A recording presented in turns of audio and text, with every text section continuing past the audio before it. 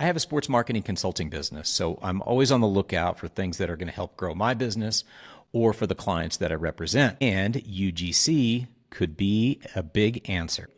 I would say UGC Content Creation is very legit. I am not going to be that person who's going to sit here and do a hype video of you'll make $1,000 in the first week and $10,000 a month and quit your day job. That's not the point. Is it legitimate? Yes, absolutely. And I'm seeing some early signs of success. Don't quit your day job quite yet, but there are reasons for optimism and that this could absolutely grow. With that said, and I'm relatively new to the UGC game, so stay tuned for updates. There are 10 immediate things that I learned very quickly, and a few of them I learned the hard way. And we're going to rattle through 10 tips for UGC content creation right now. Number 1, be cautious. Really do some research on brands that you're connecting with. Some will be ones you've heard of, some will not. Look for company profiles, look at reviews, do your research. 2, have a spidey sense. Sometimes you're going to be approached by brands that it doesn't quite sound right. It may be the product, it just may be how the email is written, but use your judgment, use your gut feeling, use that spidey sense when it just doesn't quite feel legit. There are some scammers out there, so you can't be too careful just in terms of checking people out. 3, be a brand snob. It's okay to work for unknown brands and really cut your teeth. But at the end of the day, if you want to build a long-term presence and a brand for yourself, it's working with those big brands. High-quality, big brands want to be associated with other high-quality, big brands. So if you're rattling off a lot of UGC content for local small shop or Chuck E. Cheese or other brands that, maybe like big auto manufacturers, big insurance companies, big clothing manufacturers will look at it and go, yeah, I don't know. Most of their brand deals and UGC content deals are with lesser brands. So don't be afraid to take less and do some big brand work to build your portfolio and build your own brand as a content creator. 4, do some products that you love. And I'll give you a quick example. There's a golf product that's relatively new called Strike Tape. Just shows you where on the club face that you're hitting the ball, and literally is a piece of tape that you put on the club. It was not a high-paying gig, but I loved the product. And I went down to a simulator and I tried it, and I just fully bought in of how simple it was and what a great product it was. And so I think that my enthusiasm and passion, in this case for golf and for that particular product, really came through in the content. Did it pay as well as others? It didn't, but it was meaningful to me, and so I felt like I produced better content because of it. 5, and this is a learn the hard way. Read the full creative brief. If you're not familiar with the term creative brief, that's really what the product company is giving you guidelines, what to say, how to make a call to action, how to shoot it, and gives you all that direction. Sometimes you'll see a posting for an opportunity or a gig that's, let's say it's $200. That sounds great for UGC.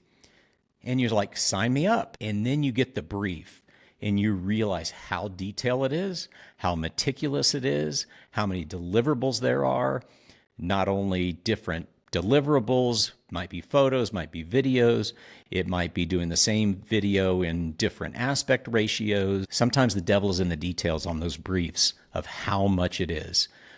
So $200 may sound like a lot for a UGC deal, but really look what the deliverables are, because it may be hard to deliver that, and keep a good hourly rate to make it worthwhile. 6 and 7 somewhat go together.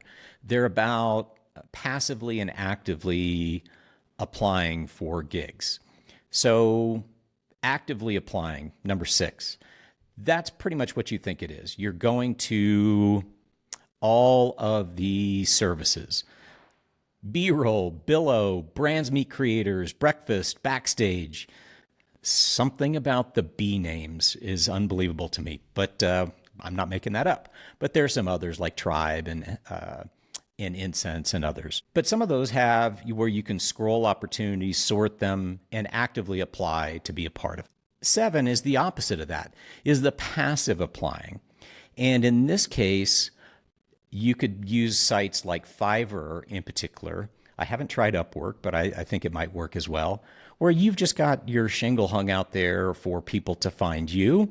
And it's a really helpful way of just having another feeler out there that you might be generating leads while you sleep or just passively coming to you. Some of those other sites, all those with the B names, sometimes have some passive matchmaking algorithms as well that say you're a 5 out of 5 match for this one. Those are really handy. They just save you a lot of time. So always be looking for sites that you can have some passive promotion out there that's always alive and it's always turned on for you out there to generate leads.